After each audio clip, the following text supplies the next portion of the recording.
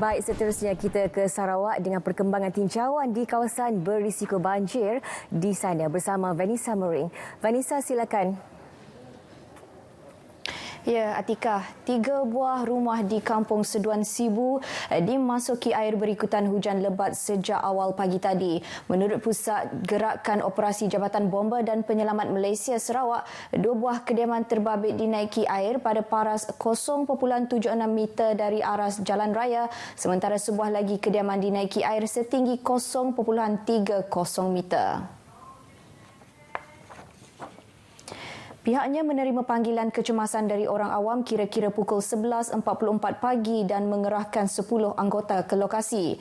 Hasil maklumat yang diperolehi, 3 kediaman terbabit melibatkan 24 orang penghuni iaitu 17 dewasa, 6 kanak-kanak dan seorang bayi. Setakat ini, sebuah keluarga dipindahkan ke lokasi lebih selamat. Dalam pada itu, Komander Operasi dalam proses berhubung dengan pejabat residen bahagian Sibu untuk membuka sebuah pusat pemindahan sementara di Dewan Kampung Jeria. Paras air di beberapa kawasan berisiko banjir sekitar Kuching setakat tengah hari tadi masih terkawal walaupun hujan lebat berlaku sejak semalam. Tinjauan RTM di beberapa kampung berisiko banjir antaranya di Kampung Gersik dan Kampung Pulau Ulu mendapati rata-rata penduduk kini bersiap sedia sekiranya berlaku banjir kilat dengan mula memindahkan barangan ke tempat yang lebih tinggi. Selain kawasan yang berdekatan dengan sungai, kampung yang mengalami masalah perparitan juga mulai bimbang apabila air hujan memenuhi parit yang berhampiran dengan kediaman. Persiapan banjir itu, mana barang yang agak yang penting kita letak dekat atas dulu, mana yang kurang penting kita letak dekat bawah lah. Yang untuk keperluan harian. Bagi penduduk di Kampung Pulau Ulu, perkara yang ditakuti adalah apabila hujan berterusan akan berlaku banjir kilat berpunca dengan sistem perparitan yang tidak efisien. Hujan berlarutan sampai 3 hari 4 hari tahu banjir. Kadangnya dari nak ya parit perparitan basi mentu nak ya sini nak keluar ya. Orang di laut si banjir, kami di darat banjir. Akibat sistem perparitan yang kurang memuaskan, terdapat kediaman mengalami keretakan di lantai rumah. Ekoran seringkali dimasuki air terutama musim tengkujuh. Mendekut, ada orang madah mendekut rumah kami dah ada dulu sebelum jaraya. Kayak dah jaraya tinggi dari rumah macam ni nak upkan lagi. Nang setiap kali hujan si lebat ke lebat nang pasti banjir mak kami. Lama dah kami mohon ada di polahnya parit. Tapi cara tidak mengendali planningnya sini air nak keluar si laut. Parit nang ada di polahnya dalam 3-4 tahun lepas lah, 2-3 tahun lepas lah. Nang sudah selalu terjadi. Selalu terjadi. Kami siapa nak pinang selalu terjadi lah. Setiap hujan kami fikir mun 3 jam hujan si berhenti. Nang tahu 2 jam cukup. 2 jam lebih cukup.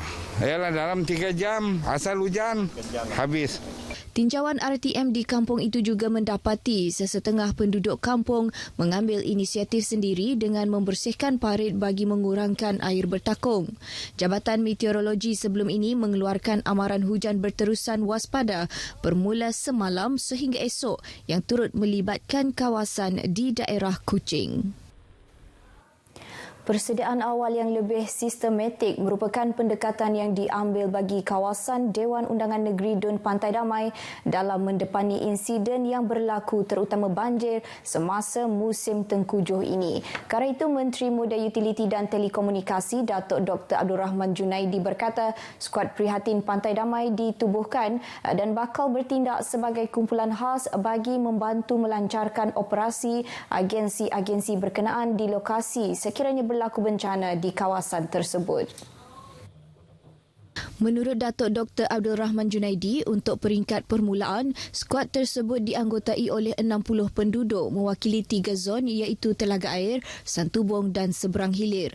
Ia akan bergerak secara sukarela dalam memastikan operasi-operasi termasuk pemindahan penduduk kampung ke pusat pemindahan sementara berjalan lancar. Beliau yang juga ahli Dun Pantai Damai berkata demikian dalam majlis perasmian skuad prihatin Pantai Damai di Kuching. Bagaimanapun menurutnya, jumlah jumlah ahli tersebut akan ditambah supaya kumpulan berkenaan dapat beroperasi secara konsisten setiap kali bencana terjadi. Dalam pada itu, Datuk Dr. Abdul Rahman turut memberitahu kerja-kerja penyelenggaraan perparitan termasuk meluaskan perparitan yang tersumbat giat dijalankan di kawasan-kawasan yang bermasalah bagi mengelak kejadian banjir kilat maupun air bertakung. Menurutnya, terdapat 10 hingga 12 kampung yang terletak di tepi laut dan sungai di bawah dun Pantai Damai dikenal pasti berisiko banjir setiap kali musim tengkujuh beserta fenomena air pasang besar berlaku. Ini termasuk Kampung Bintawa dan Kampung Pulo di zon seberang hilir, manakala Kampung Buntal dan Kampung Lumut di zon Santubong. Untuk zon telaga air pula, antara kawasan yang kerap banjir adalah Kampung Telaga Air dan Kampung Temedak. Atas dasar kemanusiaan, Pertubuhan Belia Kebangsaan Bersatu Sarawak Saberkas menghantar 8 ahlinya bagi misi pasca banjir di Semenanjung. Setiausaha Agungnya Syafiee Ahmad berkata, misi bantuan bersama Malaysia Relief Agency MRA Sarawak itu sebagai tanda solidariti rakyat Sarawak kepada keluarga Malaysia di Semenanjung yang ditimpa musibah. Misi bantuan yang dikoordinasikan oleh MRA itu akan berlangsung mulai 17 Januari sehingga hujung bulan, akan meliputi negeri yang terjejas banjir. Ia termasuk Selangor, Kuala Lumpur, Melaka, Johor dan Pahang.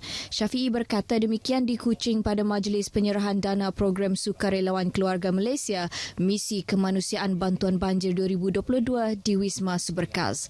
Dengan cuaca tidak menentu di Sarawak kini, beliau meminta semua pihak untuk bersedia menghadapi sebarang kemungkinan berlaku. Saberkas katanya mempunyai tenaga belia yang mencukupi bagi sebarang misi kemanusiaan. Lembaga Pemasaran Pertanian Persekutuan Fama Sarawak berharap petani dan pengusaha produk makanan supaya dapat mempergiatkan lagi produktiviti mereka selepas negeri ini beralih ke fasa 4 Pelan Pemulihan Negara PPN. Penolong Pengarah Operasi Fama Sarawak Greston Peli memberitahu peralihan ke fasa 4 PPN ini membuka lebih banyak ruang dalam aspek pasaran, terutamanya melibatkan pemasaran produk pertanian dan industri asas tani.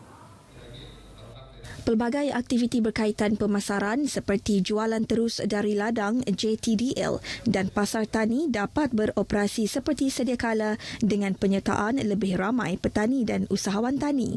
Fama Sarawak tahun ini menyasarkan penganjuran 7 program JTDL berbanding tahun lepas, iaitu 9 program serupa dilaksanakan melebihi sasaran yang telah ditetapkan susulan permintaan menggalakkan daripada masyarakat setempat. Kita dah beralih kepada fasa 4 ni.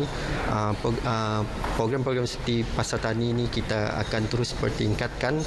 Dari segi pembukaan pasaran tu tidak akan menjadi masalah kepada farma dan juga penyertaan oleh usahawan-usahawan dan petani. Sementara itu, bagi program belian dari ladang-ladang kontrak, pelaksanaan Perintah Kawalan Pergerakan selain tempoh PPN sebelum ini tidak menjejaskan aktiviti belian daripada pihak farma. Greston ditemui semasa hadir pada kursus peningkatan kemahiran asas penanaman dan pengendalian lepas tuai hasil pertanian di Bandar Simanggang Sri Aman yang disertai lebih 13 orang peserta ladang kontrak projek rambutan anak sekolah. Turut diadakan majlis menandatangani perjanjian jual beli rambutan anak sekolah di antara Fama Sarawak dengan peserta projek rambutan anak sekolah dari Kampung Nyelam Sri Aman. Baik, dengan itu sekian berita dari Sarawak. Kita kembali bersama Atikah di Angkasa Puri. Terima kasih Vanessa untuk perkembangan di Sarawak. Kita berhenti rehat seketika. Kembali